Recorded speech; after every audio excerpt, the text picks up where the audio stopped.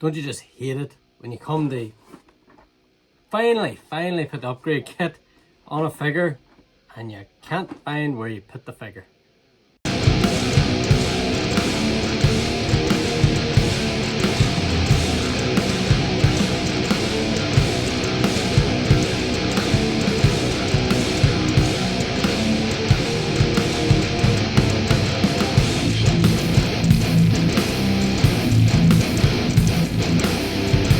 What's up YouTube? I'm Alpha Prime and welcome back to the channel. In today's video I'm going to be doing the upgrade kit for the Rise of the Beast Scourge. Now this was a really good figure. Just a few little gripes with it. I'm not overly keen on this whole big cowl thing. It just doesn't look movie accurate for me. Now I did sort of wait it out for this guy. I picked this up in game fairly cheap quite a long time ago, and I have the upgrade kit from quite a long time ago. But of course, with everything that's going on in life and stuff out there, like, I haven't just got around to doing it. So today's video I'm going to be doing or showing you how to put on the upgrade kit. So without wasting any more time, let's just get down to actually upgrading this figure. I definitely think this is a great figure. I don't pick up a lot of the live action movie stuff. I sort of pick up characters here and there. You generally, these sort of guys like Lockdown and Scourge and stuff. But I decided to get the upgrade kit. As you can see, it is still sealed. I'm just going to break this open and have a quick look at the contents. Got some little extra bits, like energon bits on a blade.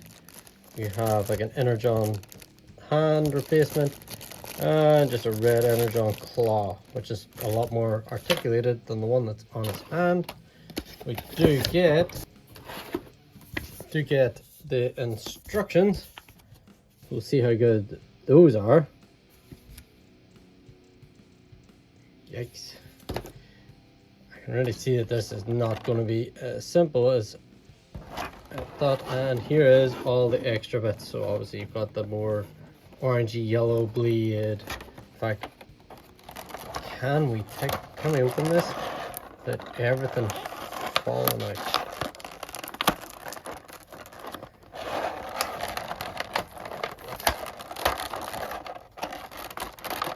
Let's see, so you can get maybe a better view. So this is all the upgrade bits.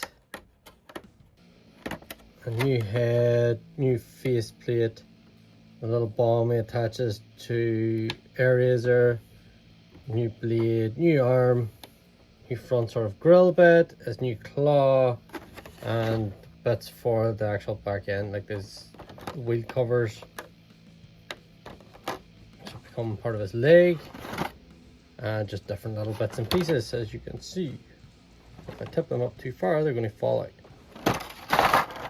So let's get down to actually putting together this upgrade kit. So first, what we're going to do is we're going to pop his head off, which comes off quite easily. Then we're going to come to the back, untab this section, because we're going to get at these two screws in here. Go one there and one there. So let's just...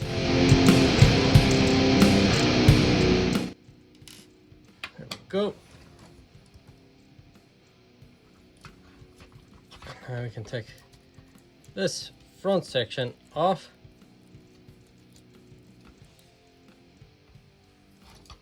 And then you just pull this section out from where the screws were holding it in. Let's see. And then we can set this bit off to the side and we'll work on this piece. So we're just going to take these pieces off. Wiggle those off both sides, and we don't need this piece anymore. So now we're going to use this one instead. Just gives them a bit more on the side, as you will see. So you've got these sort of bits here now that'll just fill in the side a little better. So now we're going to go ahead. I'm going to put these on. So we're going to push this on here, and we're going to push this one on here.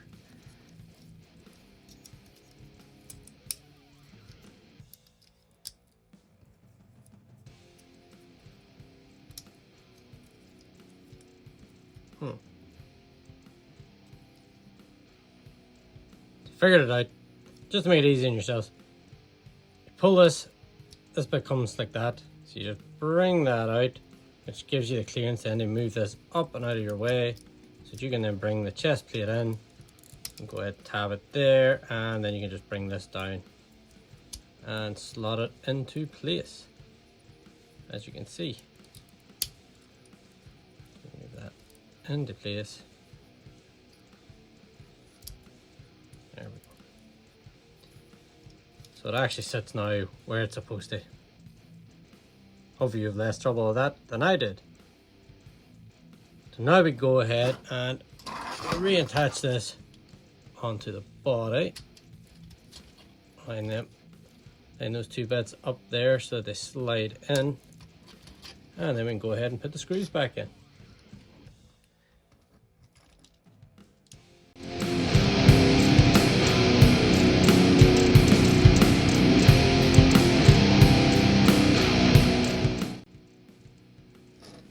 Now once you have that, we're going to go ahead and attach the new head.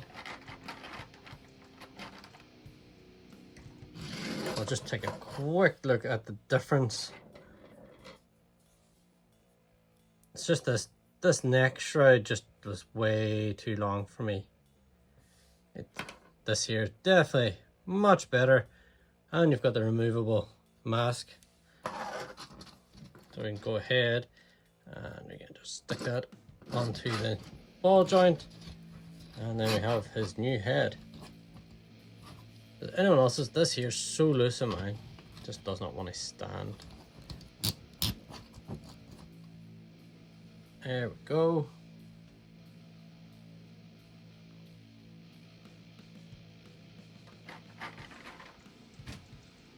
And just for the sake of it, let's go ahead and attach the faceplate.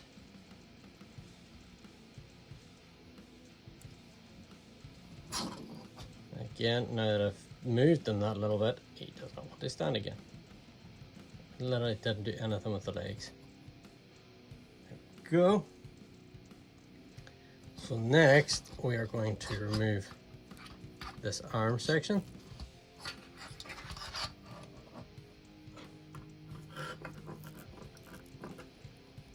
There we go, it's starting to give that. There we go.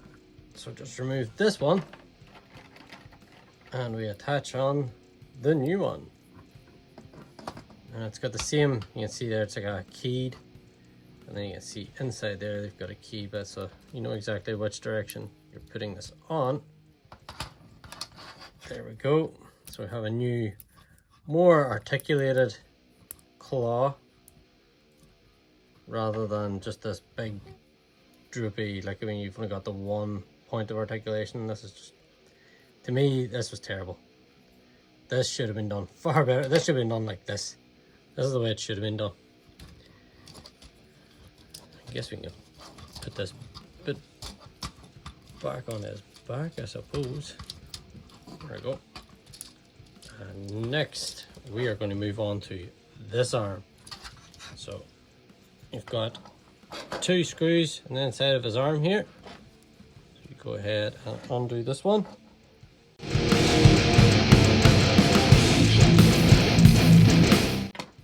Once you do that, then you can remove this part and this part has come away.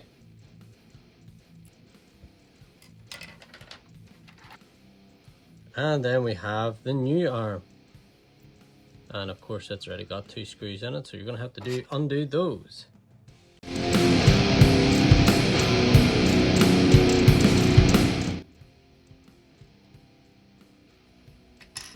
So now you're going to put this bit into the elbow joint itself. And as you can see, the hand can sort of drop out now, so we're going to have to try and get this cover bit on so we can hold it in place. Just get that all lined up. There we go.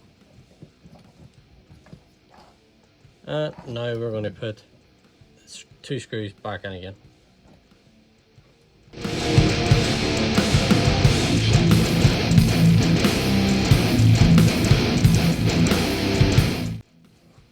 And there we go. Now we have a much better articulated hand. And it just fits in better color scheme wise too, so it sort of breaks up that just dark colors everywhere and sort of matches out with the other arm. So next up we can go ahead and attach on his blade. So to attach his blade, we have got this little port here at the back, and if you can see this, you've got the 2 little slot things, so you just put it in and pull it down, and that'll lock that in.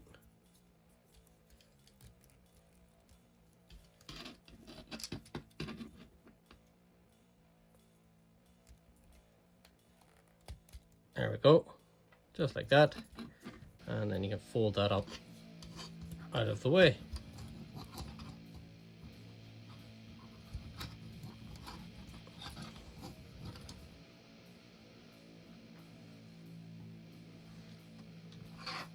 Now we're going to give him the butt plate. So this is all going to tab into these 2 sections here. You can see the little dome section, the slot section, and it's just going to tab onto the back. And yeah, that's fairly secure. Just tidies up, cleans up that bit on his rear end. So next then we're going to tab in these side plates. As you can see, that slot there is going to go into that connection.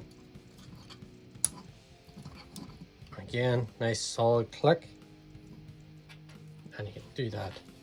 Obviously we have one for both sides. Go ahead yet again, slot connection. It's just going into this slot right here.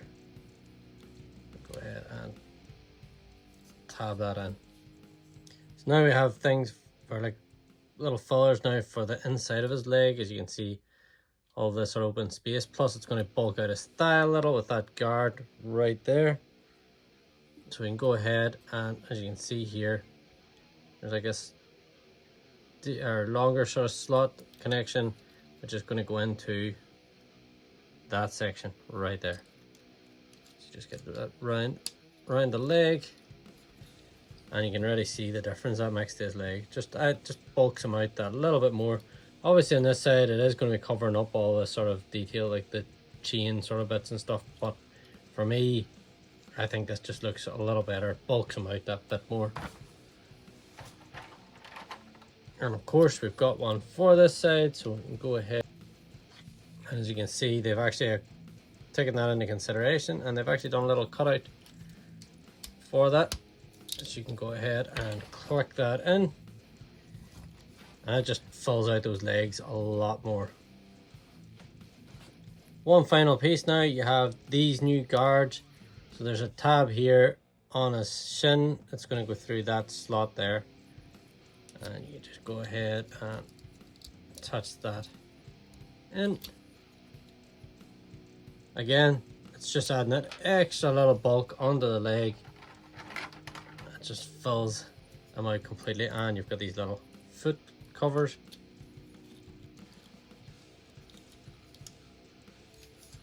And there we go.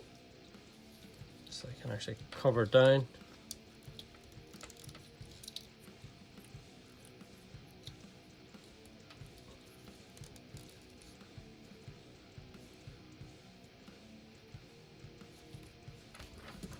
On top of the leg and just getting that little bit more.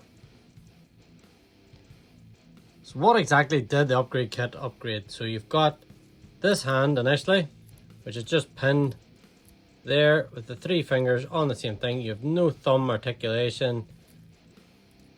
The blade is attached to the arm like this, and it sort of hinders down. It doesn't fold. When it folds down like this. So it's sort of always there, if you know what I mean. It's always like that's part of transformation as such. So like in robot mode, it mostly is just hanging out there on the back of his arm. Not ideal. Now it is on the back of his arm, but it actually folds up this way and out of the way. You have got a thumb articulation here on the hinge, and you have each individual finger is now articulated also. So it just gives you that little bit more.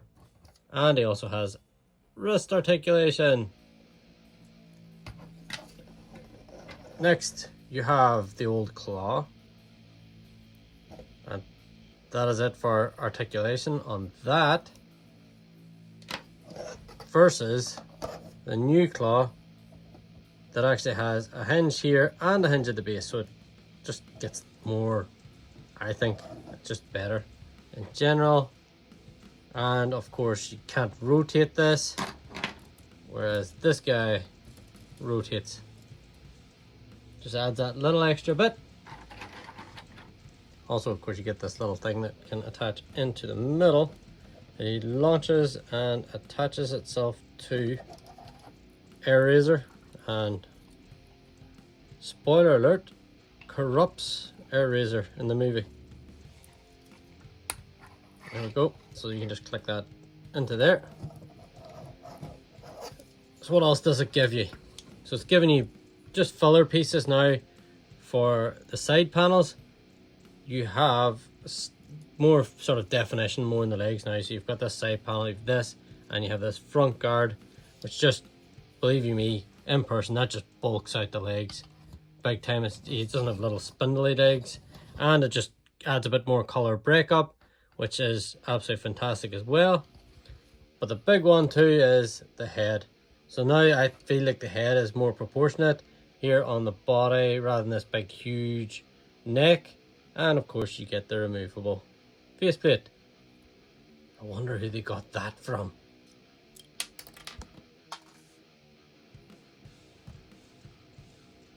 God, love it when that happens. So final thoughts on the DK46 upgrade kit for the Rise of the Beast Scourge. I think it is a must-have. I think it just does him so much more justice. The head alone just seems a bit more proportioned. Being able to have the faceplate removed, having the extra articulation in the claws, which are a little out of the scene. But anyway, I think it's just the pose I have them in. So I'm moving back a little bit, I suppose. Zoom out a little. There we go. So you've got the claws. You have his blade now that actually folds up. I think just gets out of the way a lot better.